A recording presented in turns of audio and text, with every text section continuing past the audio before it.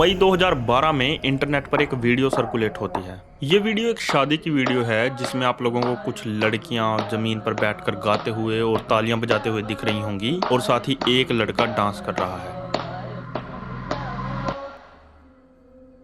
इस वीडियो में आप लोगों को कुछ भी इनअप्रोप्रिएट या कुछ भी गलत नहीं दिखेगा, लेकिन इस वीडियो की वजह से इस वीडियो में मौजूद कई लड़कियों की और उनके अलावा और भी काफ़ी सारे लोगों की जाने गई। इस वीडियो में आप लोगों को 4 लड़कियां दिखेंगी, लेकिन टोटल वहां पर 5 लड़कियां मौजूद थी और साथ ही 2 लड़के मौजूद थे, जिनमें से एक लड़का डांस कर रहा था और दूसरा लड़का फ़ोन से वीडियो रिकॉर्ड कर रहा था। वीडियो में जो 4 लड़कियां गाना गाते हुए और तालियां बजाते हुए दिख रही हैं, उनमें से एक का नाम वजीगा, एक का नाम सिरीन जान, एक का नाम बेगम जान और चौथी लड़की का नाम अमीना है। और जो 5वीं लड़की थी जो कि वीडियो में नहीं दिखाई दे रही है, उसका नाम शाहीन था। और वीडियो में जो 2 लड़के दिखाई दे रहे हैं, उनमें से एक का नाम बिन यासिर और दूसरे लड़के का नाम गुल नजर है। दरअसल ये वीडियो पाकिस्तान के खैबर पख्तूनवा इलाके के कोहिस्तान रीजन का है और इंटरनेट पर भी ये वीडियो कोहिस्तान वीडियो के नाम से फेमस है। दरअसल इन लोगों का कसूर ये है कि जो लड़कियां हैं वीडियो में, ये अलग ट्राइब की हैं, आज़ाद खेल ट्राइब की, और जो लड़के हैं वो दूसरे ट्राइब के हैं, सलेह खेल ट्राइब के। ये जो कोहिस्तान का रीजन है, ये काफ़ी रिमोट एरिया है, पहाड़ों के बीचों बीच है और वहाँ के लोग काफ़ी ज़्यादा कंजर्वेटिव और स्ट्रिक्ट हैं अपने रूल्स वगैरह को लेकर, क्योंकि एक तो वो एरिया काफ़ी ज़्यादा रिमोट है, काफ़ी ज़्यादा रीजनल है और साथ ही वहाँ के जो कबीले हैं, ट्राइब्स हैं, उनके अपने खुद के लॉज हैं अपने लोगों के लिए। और उन लोगों के रूल्स के हिसाब से एक ट्राइब के लोग दूसरे ट्राइब के लोगों की शादियों में नाच गाना इस तरह की चीज़ें नहीं करते। और अगर देखा जाए हम जैसे लोगों के लिए बड़ी छोटी सी चीज़ है कि शादी में नाच गाना ही तो कर रहे थे, तो कौन सी बड़ी बात हो गई। लेकिन जो वहाँ के लोग थे, उन लोगों के लिए ये उनके रूल्स का उल्लंघन था और इस चीज़ की सज़ा देने के लिए वहाँ पर एक जिरगा होती है, जो कि इंडिया की जो खाप पंचायत वगैरह होती हैं उनकी तरह ही काम करती है। जैसे खाप पंचायतों के रूल्स और लॉज वगैरह होते हैं अपने, और इंडियन गवर्नमेंट के रूल्स और रेगुलेशंस के साथ वो रूल्स कई बार अलाइन नहीं करते, सेम उसी तरह से जिरगा के भी अपने रूल्स वगैरह होते हैं। तो वीडियो में मौजूद जितने भी लोग थे, जो लड़के थे और लड़कियां थी, उन सबको सजा देने के लिए जो आज़ाद खेल ट्राइब था, जो कि लड़कियों का ट्राइब था बेसिकली, वो एक जिरगा बिठाता है और वो लोग डिसाइड करते हैं जिरगा में कि इन सबको मौत की सजा दी जाएगी। और इस जिरगा में जो लड़कियों की फैमिलीज थी, उनके पेरेंट्स, उनके माँ बाप और उनके भाई वगैरह थे, वो भी वहाँ पर मौजूद थे और वो सब के सब इन लोगों को ये मौत की सज़ा देने के लिए अग्री कर जाते हैं, क्योंकि जिरगा के हिसाब से और उन लड़कियों की फैमिलीज़ के हिसाब से उनकी लड़कियों ने पूरे समाज के सामने उनके ट्राइब, आज़ाद खेल ट्राइब का नाम खराब कर दिया है और इसकी सज़ा उन्हें मिलनी चाहिए। जिरगा का जो लीडर था उसका नाम मौलाना जावेद था और जिरगा के हिसाब से उन 5 लड़कियों को तो मौत की सज़ा मिलनी ही चाहिए, लेकिन साथ ही वीडियो में जो 2 लड़के थे, गुल नज़र और बिन यासिर, उनकी वजह से लड़कियों के पूरे ख़ानदान की इज्जत गई थी। तो इस चीज़ को जस्टिफाई करने के लिए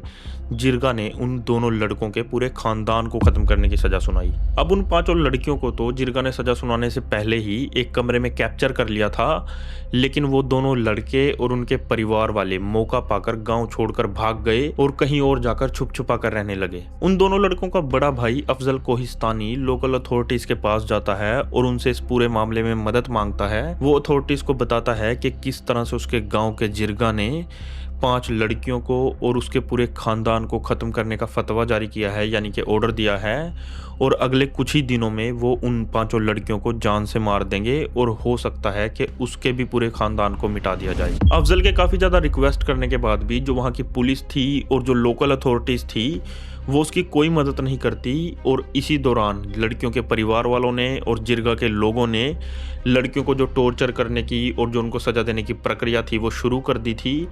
और साथ ही अफजल के पूरे परिवार को और उसके भाइयों को भी वो लोग ढूंढते घूम रहे थे। लड़कियों को कमरे में बंद तो मौत की सज़ा सुनाने से भी कई दिन पहले से ही कर लिया गया था, और जैसे ही उनको मौत की सज़ा सुनाई गई तो इसका मतलब ये नहीं था कि उनको एकदम से जान से मार दिया जाएगा, बल्कि उन लोगों को अगले कई दिनों तक लगातार टॉर्चर किया जाना था और उनको धीरे धीरे से आराम आराम से मौत के घाट उतारना था। 5 लड़कियों को उस कमरे में कई दिनों तक बिना खाने और पानी के रखा गया और हर रोज जैसे ही सुबह होती थी तो उनके शरीर पर खौलता हुआ पानी डाला जाता था और जैसे ही रात होती थी तो जलती हुई भट्टी में से कोयला निकालकर उनके शरीर पर डाल दिया जाता था और इन दोनों चीजों की वजह से उनके शरीर की जो हालत थी वो काफी ज्यादा बुरी हो गई थी। ये चीज उन लड़कियों के साथ लगातार कई दिनों तक की जाती है और एक पॉइंट पर तो वो लड़कियां खुद मौत की भीख मांगने लगी थी। कई दिनों तक लगातार टॉर्चर करने के बाद 30 मई 2012 की रात के 2 बजे उन 5 लड़कियों को उस कमरे से बाहर निकाला जाता है और चाकुओं से उनके गले रेत कर उनको मौत के घाट उतार दिया जाता है। और ये काम करने वाले कोई और नहीं बल्कि उन लड़कियों के परिवार वाले, उनके भाई और उनके फादर्स थे। जैसे ही अफजल को पता चला कि उन 5 लड़कियों को जान से मार दिया गया है और साथ ही पुलिस ने और जो लोकल अथॉरिटीज थी उन्होंने उन लड़कियों को बचाने के लिए कोई स्टेप नहीं उठाया,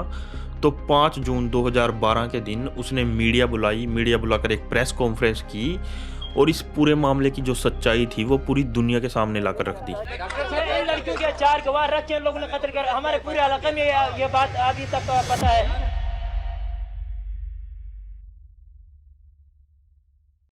अफजल की प्रेस कॉन्फ्रेंस के बाद जो पाकिस्तान का national commission on the status of woman यानी कि NCSW है,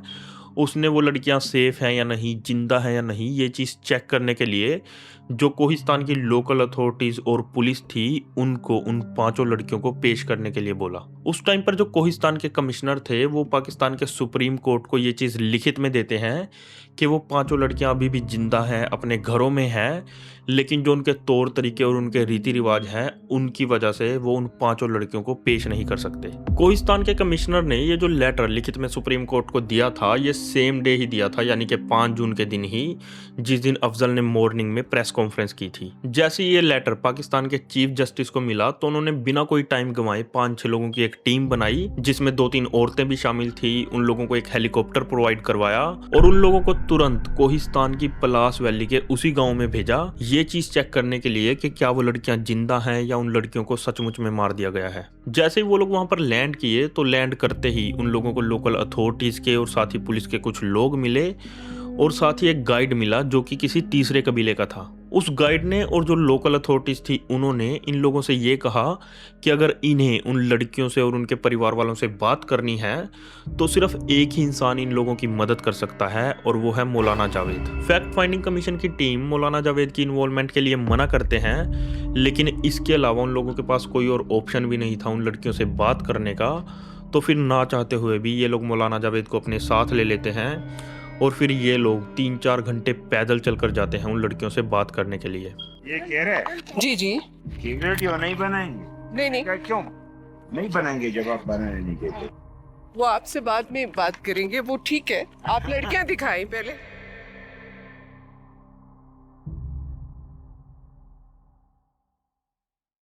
जैसे ही ये लोग आज़ाद खेल ट्राइब के एरिया में एंटर करते हैं तो वहाँ पर काफ़ी सारे और भी लोग आ जाते हैं अपनी अलग अलग कहानियाँ लेकर। किसी की भाभी को मार दिया गया था, किसी की बहन को मार दिया गया था जिरगा के ऑर्डर्स के द्वारा, और इसी तरह से इन लोगों के पास 100 से भी ज़्यादा कहानियाँ हो गई थी। फैक्ट फाइंडिंग कमीशन की टीम ने जब लोकल अथॉरिटीज़ से उन लड़कियों के फ़ोटोज़ मांगे तो लोकल अथॉरिटीज़ ने उन लोगों को फ़ोटोज़ देने से साफ साफ मना कर दिया। तो फिर उन लोगों के पास सिर्फ एक ही ऑप्शन बचा कि जब वो लड़कियां उनके सामने आकर बैठेंगी तो उनके फेसेस को उनकी वीडियो में से मैच करके पहचानने की कोशिश करें। जब उन लड़कियों से मिलने की बात आई तो मौलाना जावेद ने एक लड़के को एक पहाड़ पर भेजा उस वीडियो में दिख रही उन 4 लड़कियों में से एक लड़की अमीना को बुलाने के लिए। वो लड़का भागकर उस पहाड़ पर जाता है और फिर कुछ टाइम के बाद एक लड़की, उसकी माँ और उनके साथ कुछ और लोग उस पहाड़ से नीचे आते हैं। वो लड़की और उसकी माँ काफ़ी ज़्यादा डरे हुए लग रहे थे। साथ ही उन लोगों की भाषा भी फैक्ट फाइंडिंग कमीशन की टीम के लोगों को समझ नहीं आ रही थी क्योंकि लैंग्वेज बैरियर था। तो जो ट्रांसलेटर का काम कर रहा था वो मौलाना जावेद ही था। इस लड़की से मिलवाने के बाद मौलाना जावेद बोलता है कि जो बाकी की लड़कियां हैं वो अलग अलग पहाड़ों पर रहती हैं और इसलिए वो उन्हें नहीं मिलवा सकता। साथ ही फैक्ट फाइंडिंग कमीशन की टीम इस लड़की से मिलने के बाद भी सेटिस्फाइड नहीं थे पूरी तरह से कि क्या वो लड़की अमीना ही थी या कोई और थी। ये टीम वहाँ से वापस आती है और चीफ जस्टिस को बताती है कि वो लोग सिर्फ एक ही लड़की से मिल पाए और उसमें भी वो लोग श्योर नहीं है कि क्या वो लड़की अमीना ही थी या कोई और थी। कुछ दिनों के बाद चीफ जस्टिस एक और टीम भेजते हैं उन लड़कियों को चेक करने के लिए, और इस बार जो टीम वहां पर गई थी उन्होंने पहले से ही रिक्वेस्ट की थी कि उन्हें ट्रांसलेटर चाहिए अपने साथ ही उन्हें पिछली बार के मुकाबले ज्यादा टाइम चाहिए लड़कियों से मिलने के लिए। इस बार इन लोगों को टाइम तो एक्स्ट्रा मिल गया लेकिन ट्रांसलेटर नहीं प्रोवाइड करवाया गया, तो इस बार भी कहीं ना कहीं कम्युनिकेशन गैप था। इस बार ये लोग 3 लड़कियों से मिलते हैं, बेगम जान, सिरीन जान और एक और तीसरी लड़की से इन लोगों को ये बोलकर मिलवाया जाता है कि ये वो 5वीं लड़की है जो कि वीडियो वाली जगह पर मौजूद तो थी लेकिन वीडियो में नहीं दिखाई दी। इस बार इन लड़कियों से मिलने के बाद टीम के कुछ मेंबर्स को ऐसा लगा कि ये वही लड़कियां हैं जो कि वीडियो में मौजूद थी, तो वहीं टीम के कुछ मेंबर्स को ऐसा लगा कि ये वो लड़कियां नहीं हैं बल्कि उनसे मिलती जुलती हैं। इस टीम में एक राइट एक्टिविस्ट फरजाना बारी भी थी जो कि इस चीज को लेकर अग्री नहीं कर रही थी कि जिन लड़कियों से वो लोग मिले वो सेम लड़कियां ही हैं जो कि वीडियो में थी। When I saw them, I felt they are not the same. उनके ना अग्री करने के बावजूद भी पाकिस्तान के जो चीफ जस्टिस थे वो ये बोलते हैं कि अगर आगे चलकर इस केस में फरजाना बारी को, अफजल को या पाकिस्तान के कानून को कोई भी फाइंडिंग्स मिलती हैं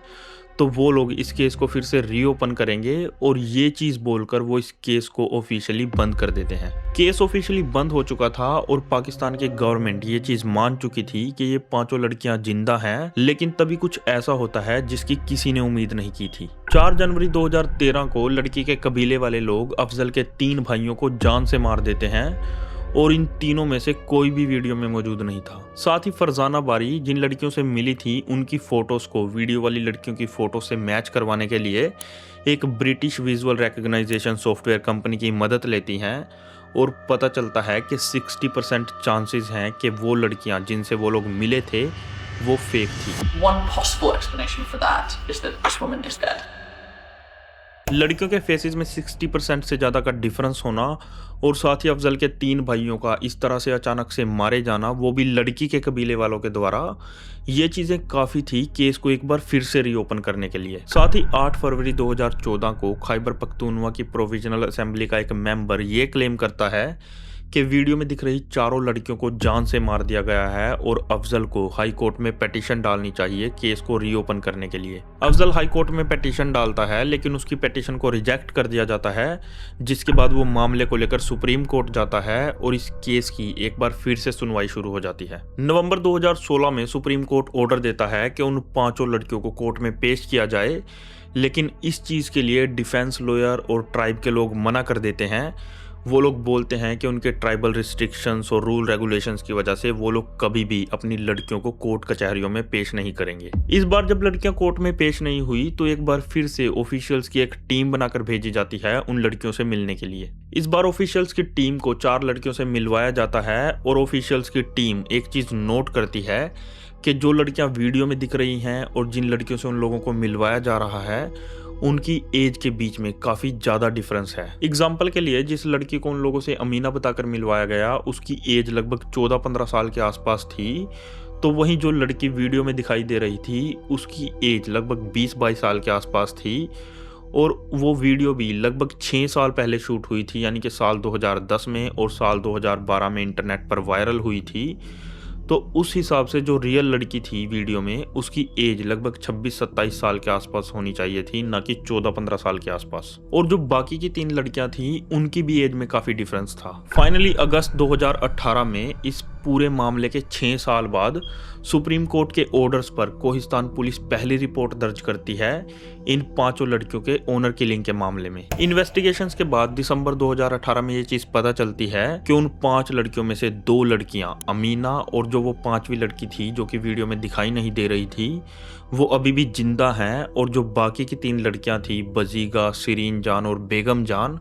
उन तीनों को सचमुच में जान से मार दिया गया था। अब इस केस की सुनवाई कोर्ट में चल रही थी और जो अफजल पिछले काफी टाइम से छुप छुपा कर रह रहा था वो कोर्ट की सुनवाई के लिए 6 मार्च 2019 के दिन पाकिस्तान के एबटाबाद में जाता है, और इस दिन एक अननोन गनमैन आता है और अफजल को गोली मार के चला जाता है। सितंबर 2019 में कोर्ट इस मामले में सज़ा सुनाता है। बजीगा के फादर, सिरीन जान के फादर और बेगम जान के भाई को ओनर किलिंग के मामले में कन्विक्ट किया जाता है और उनको लाइफ इम्प्रिजनमेंट की सज़ा सुनाई जाती है। लेकिन 4 साल बाद ही अक्टूबर 2023 में इन तीनों को जेल से रिलीज़ कर दिया जाता है। तो ओवरऑल इस वीडियो के एंड में मैं ये कहूँगा कि जो 3 लड़कियाँ थी, बजीगा, सिरीन जान और बेगम जान,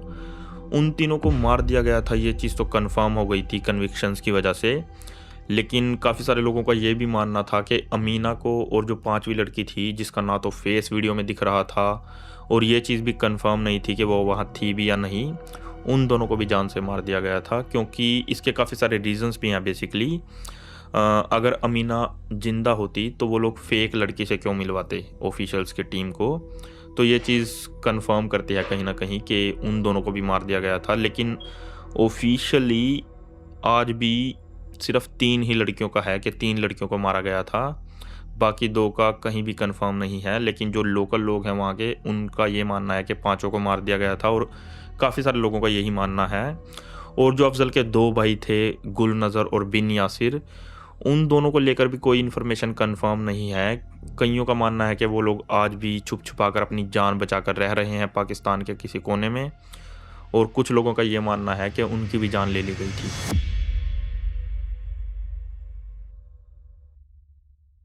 बाकी आई होप आप लोगों को वीडियो अच्छी लगी होगी। अगर अच्छी लगी है तो